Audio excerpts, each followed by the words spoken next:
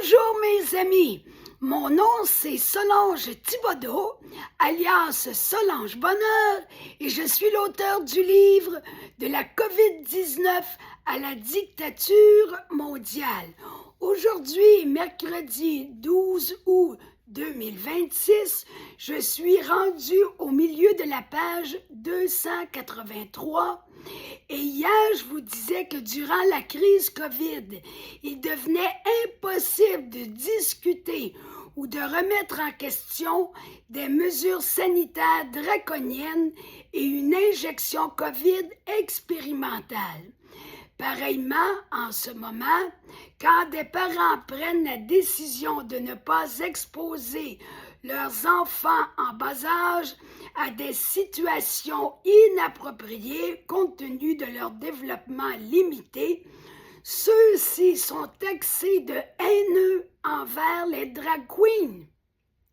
Cette culture de la soi-disant transition de genre s'inculque dans les écoles primaires aussi simplement et normalement qu'on enseigne les mathématiques, donc un contenu pédagogique immuable considéré comme une vérité absolue. On présente aux enfants l'idée que d'être né dans un corps qui ne correspond pas à leur véritable identité de genre se produit régulièrement. Voyons donc, ça te sort ça, ça ni queue ni tête. On met aux enfants en leur expliquant qu'une situation atypique et rare du mauvais genre, ça peut arriver, mais c'est extrêmement rare, est une réalité tout à fait commune, alors que c'est très rare puisque cette condition se réfère à une anomalie physiologique non régulière ou à des problèmes psychologiques qui sortent de l'ordinaire. On décrit banalement le recours à des opérations de chirurgie lourde aussi facilement que l'on envoie une lettre à la poste. Cependant, ces transformations radicales impliquent beaucoup plus de conséquences physiques et psychologiques que l'extraction d'une dent.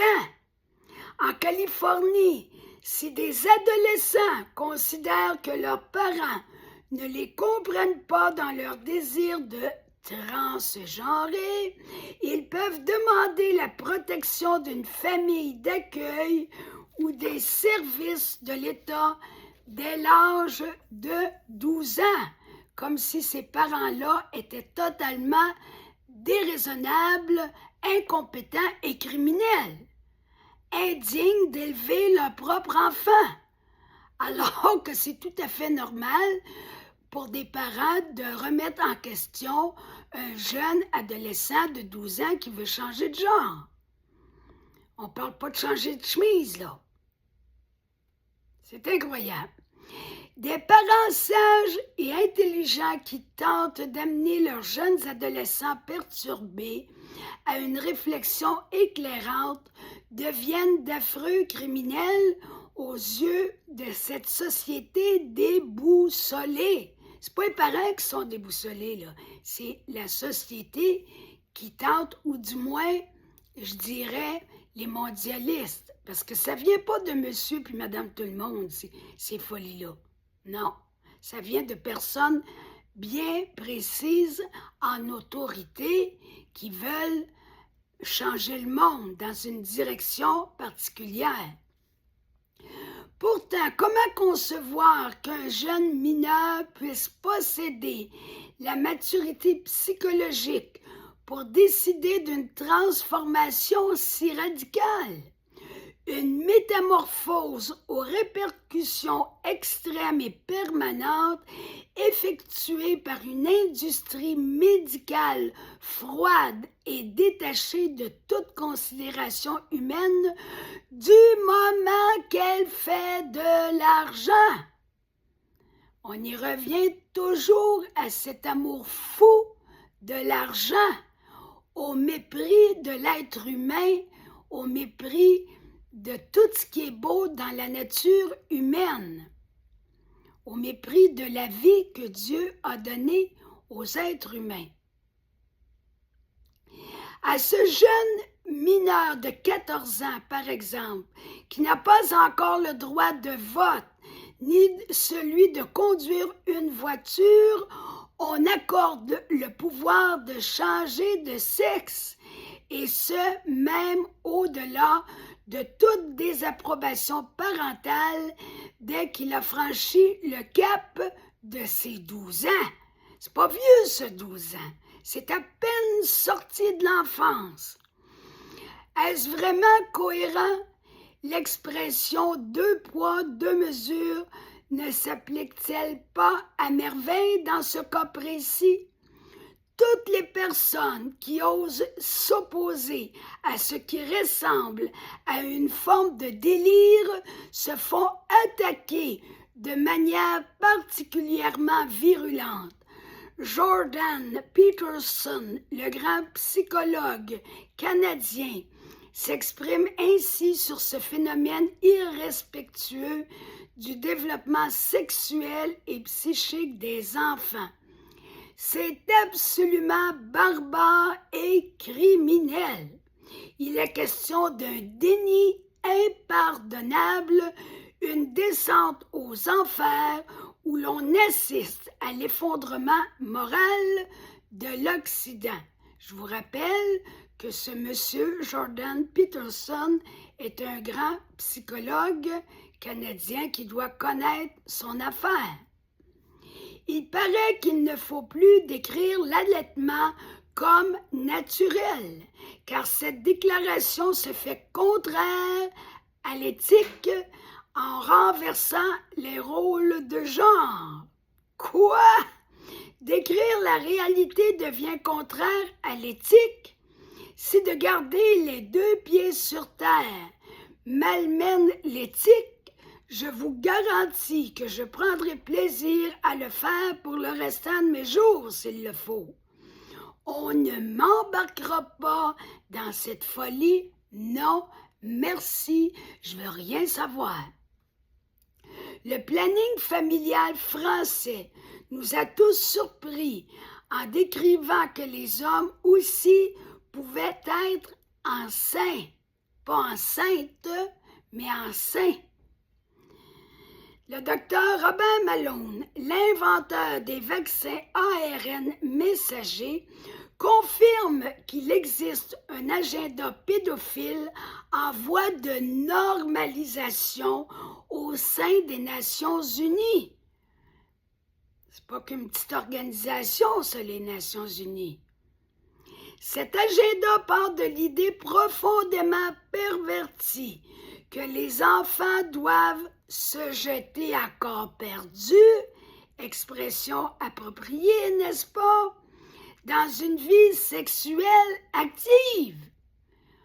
Il faut que les enfants aient une vie sexuelle active. Depuis quand? Quelle folie!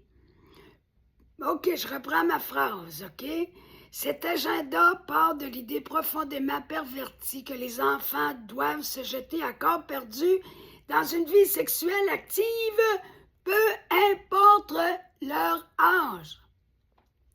L'OMS, tel que mentionné plus haut, a défini des standards pour l'éducation sexuelle qu'elle recommande vivement à part de ça pour l'Europe.